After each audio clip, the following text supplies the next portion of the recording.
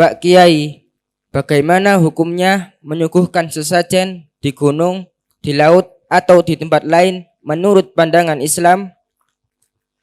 Sesajen. Nah, kita harus tahu sesajen itu apa. Definisi sesajen itu berbeda dengan definisi sedekah.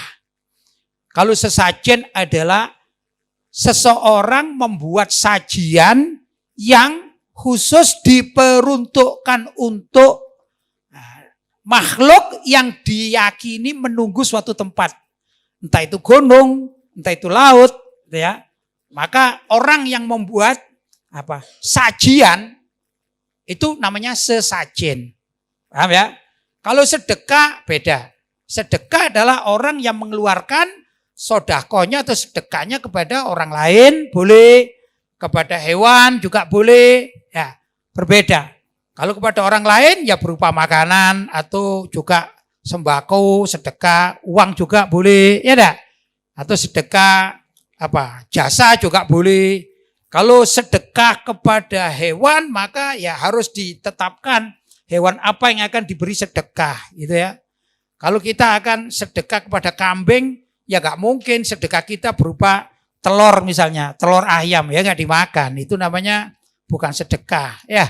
Mubazir itu. Ada kambing datang, kita belikan telur, kita katakan ini sedekah. Bisa enggak kira-kira? Ya bukan.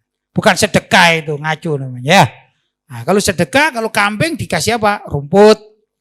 Kan gitu kan? Dan lain sebagainya. Kalau kucing ya dikasih makanan kucing, kan sedekah ya. Daging itu apa gitu. Nah, kalau yang namanya sesajen itu ada ramuan khusus atau menu khusus. Menunya itu biasanya ada pisang, ada telur, ada ayam, begitu ya. Ada bunga, kemudian diletakkan pada satu tempat wadah atau nampan, kemudian ditaruh di suatu tempat yang diyakini tempat tersebut ada penghuninya, yaitu bangsa halus atau jin. Ya, atau penguasa Laut Selatan, penguasa Gunung Semeru, dan lain sebagainya. Sudah, itu harus kita tahu tentang bedanya sesajen dengan sedekah. Sedekah hukumnya boleh, tapi sedekah yang ngaco, bukan tempatnya nggak boleh juga. Misalnya, saya akan sedekah kepada virus corona, misalnya. Beli daging, kemudian diletakkan satu tempat, kemudian apa ini? Biar virus coronanya lari. Ini kan salah. Virus corona tidak makan daging, kan gitu kan ya. Ini namanya salah, mubazir, haram jadinya. Namanya nggak tahu meletakkan sesuatu bukan pada tempatnya, ini haram, mubazir. Demikian juga dengan sesajen. Sesajen itu haram jelas. Malah menurut kitabnya Kiai Soleh Darat. Kiai Soleh Darat itu adalah gurunya Mbah Hasyim Asy'ari. Mbah Hasyim Asy'ari kan pendiri NU. Kiai Soleh Darat itu mempunyai kitab, gitu ya.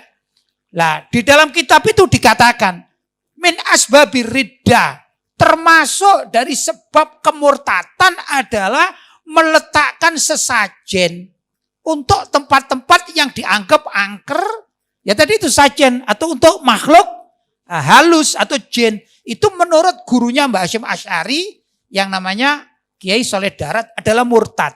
Kalau yang melakukan orang Islam. Na'udzubillah min dzalik. Kalau kita secara kaidah umum namanya syirik, kan gitu kan, menyekutukan Allah. Orang yang melakukan sesajen di mana saja berada itu sama halnya dengan menyembah sesembahan selain Allah. Entah itu memberi makan, entah itu karena takut kejahatan makhluk tersebut atau apa saja, kok dia melakukan sesajen. Ini tidak boleh, haram. Demikian juga ada fatwa dari hasil Muktamar NU yang kelima, itu di Pekalongan, ya. Tahunnya sekitar pelaksananya 1930-an. Itu dikatakan sesajen hukumnya haram, sudah jelas. Ya. Jadi pelaku sesajen yang mungkar. Kalau mungkar ya harus ada nahi mungkar. Tidak boleh kita bela. Kita katakan jangan meletakkan sesajen di situ. Harus kita begitu. Namanya kewajiban kita untuk nahi mungkar. Bukan malah dibela. Ya, kasihan ini orang kampung, kasihan ini pribumi, kasihan. Ini melanggar Muktamar NU dan juga melanggar apa yang difatwakan oleh Kiai Soleh Darat, yang itu adalah guru dari Kiai Haji Hasyim Asy'ari.